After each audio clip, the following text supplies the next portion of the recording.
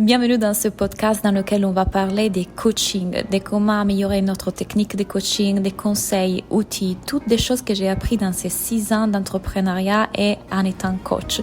Ici, je vais te parler aussi un peu des arrière-scènes de mon entreprise, de mon business et de ma formation pour devenir coach. Donc, si tu cherches à apprendre encore mieux à être coach et donner encore plus de résultats à tes clients, tu es au bon endroit. Bienvenue dans ce nouvel podcast dans lequel on va parler de qu'est-ce qu'il faut faire quand on commence à douter de nos compétences en tant que coach. Alors, premièrement, je vais te dire que c'est une chose que on ressent tous.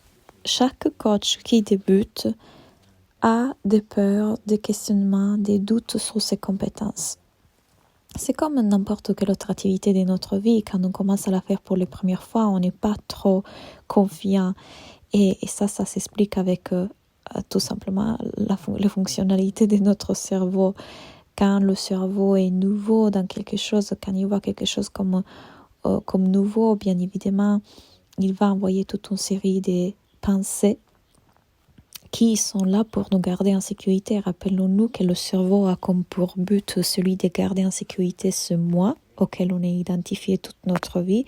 Et quand on croit être ce moi et que ce moi pourrait être en danger, et que c'est un moi fini et petit dans un monde précaire et dangereux, bien évidemment, on voit ça comme nouvelle activité égale possible danger. Donc, tout ce qui est inconnu à notre cerveau, il sera détecté comme un possible danger. Donc, ces pensées qui traversent notre esprit quand on commence et on débute en tant que coach sont tout à fait normales et communes à chaque être humain. Comme aller en vélo pour la première fois, faire du ski pour la première fois. Je me rappelle quand j'ai commencé à faire du ski pour la première fois, j'avais 25-26 ans.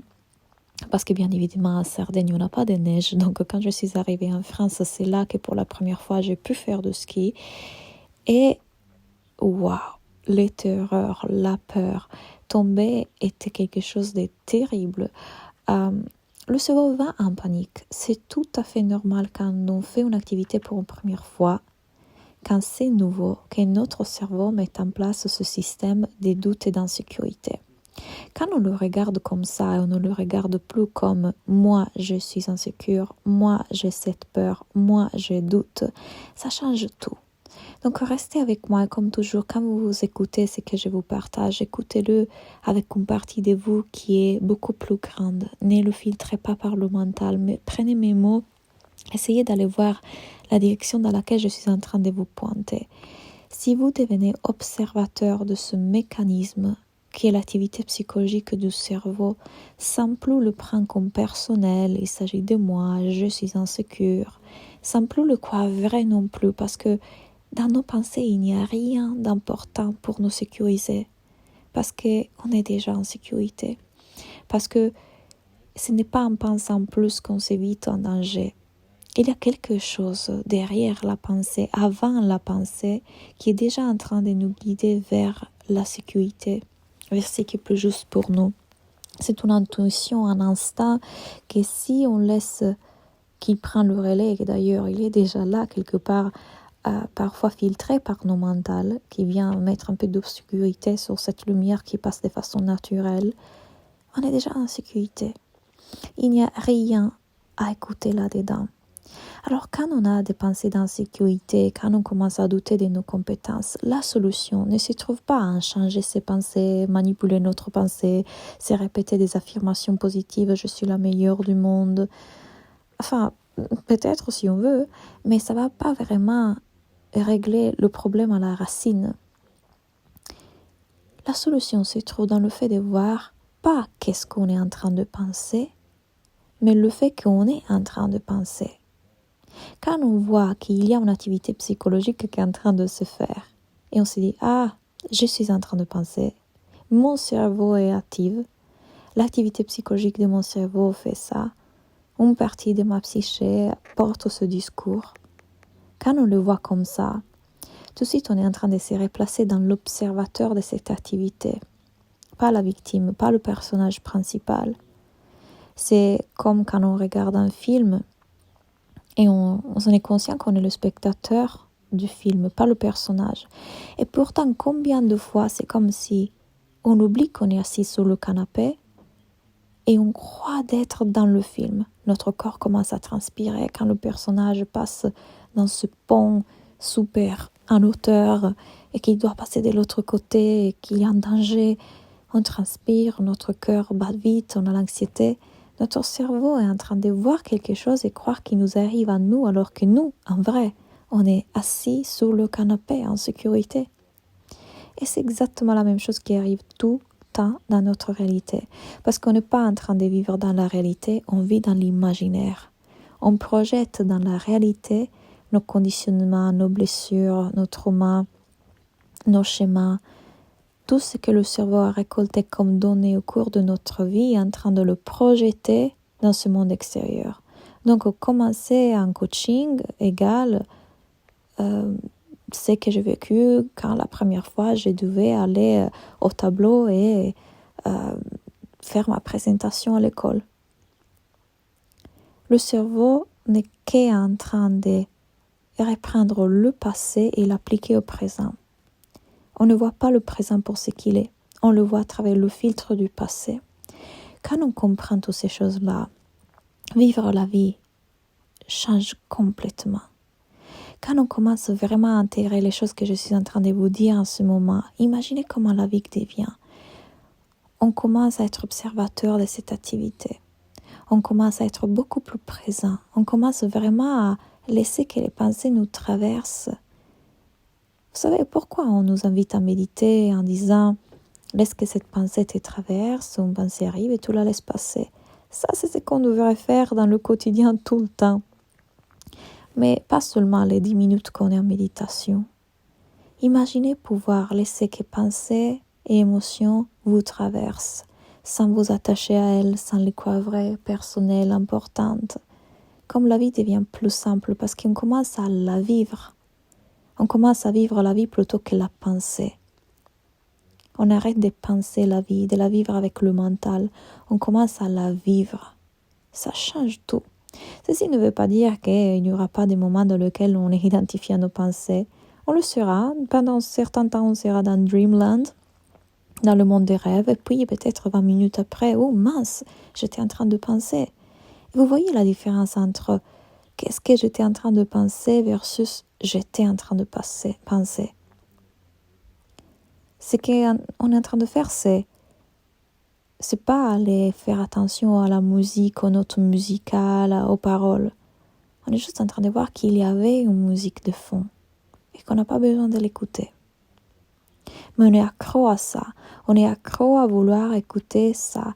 Je ne suis pas assez, je n'ai pas encore les compétences, je ne suis pas suffisamment qualifiée, je n'ai pas assez d'expérience pour coacher les autres, je suis qu'un bébé coach, les autres ont plus d'expérience, je devrais faire une formation beaucoup plus approfondie. On les croit vrais, on est accro. Et si on pouvait les laisser passer parce que ce n'est pas en les écoutant qu'on va être plus en sécurité. C'est pas en réagissant à ça qu'on va s'assurer plus de confiance et on va solutionner un problème parce que il n'y avait pas de problème.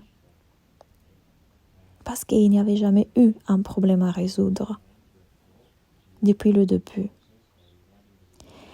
Ces choses que je vous partage ici, ce que je suis en train de vous partager aujourd'hui, est exactement ce qui a transformé ma vie et celle de mes clients. Et c'est pour ça que j'ai commencé à coacher non plus sur le contenu et qu'est-ce qu'il y a dedans, regardons tes pensées, échangeons tes pensées, mais regardez qu'il y a des pensées. Guider mes clients à voir ça, à se reconnecter à leur être véritable, à qui on est vraiment derrière leurs pensées, ça les a aidés à trouver une liberté et une paix que jamais de la vie ils auraient pensé pouvoir ressentir. Nos maîtres, nos enseignants, les personnes plus illuminées de notre histoire ont essayé de nous le transmettre, mais on ne sait pas l'écouter de la bonne façon. Entre toutes les personnes qui sont en train d'écouter mon podcast, seulement peut-être 20% d'entre vous sont en train vraiment de le comprendre, de l'écouter avec une autre partie. D'autres ne peuvent pas parce qu'ils sont débiles ou quoi que ce soit, tout simplement parce que leur mental filtrera mes mots. il sera en train de projeter un passé sur ce que je suis en train de dire parce qu'il est tellement nouveau. Je suis en train de vous faire entrer dans une nouvelle réalité et forme de vivre la vie. Imaginez, votre mental n'a aucune référence de ça. Donc il va inévitablement vouloir y projeter quelque chose qu'il connaît. Et moi, je suis en train de vous dire que c'est complètement nouveau, complètement différent. Vous connaissez cette métaphore de ces personnages qui sont dans la caverne et toute leur vie ont regardé le mur de la caverne et ils ne pouvaient pas voir l'extérieur. Ils voyaient des ombres projetées dans ce mur dans la caverne en pensant que ça c'était la vie, ça c'était la réalité. C'est seulement quand ils les ont détachés, les ont invités à se tourner qu'ils ont vu que la réalité était bien autre chose. Ils n'avaient aucune idée que ça c'était la vérité, la réalité. Eux, ils croyaient que les ombres étaient leur vie. Et c'est ça que le cerveau fera. Mais imaginez en fait, quand petit à petit, plus vous vous exposez à ces enseignements, plus vous m'écoutez, plus vous continuez à baigner là-dedans, plus le mental va lâcher. Quelque chose va s'ouvrir à chaque fois de plus, quelque chose va être entendu différemment. Et là, un changement, un éveil prend place. Et toute votre vie commence à changer. Une paix, un calme, un lâche prise, une liberté jamais ressentie vont s'installer. Et donc, la question, je devrais être plus compétente, je devrais faire ça, je ne suis pas assez, est-ce que les autres sont meilleurs que moi? Elles peuvent être là, elles seront là, c'est l'activité du cerveau, mais elles seront là de moins en moins, et pas seulement.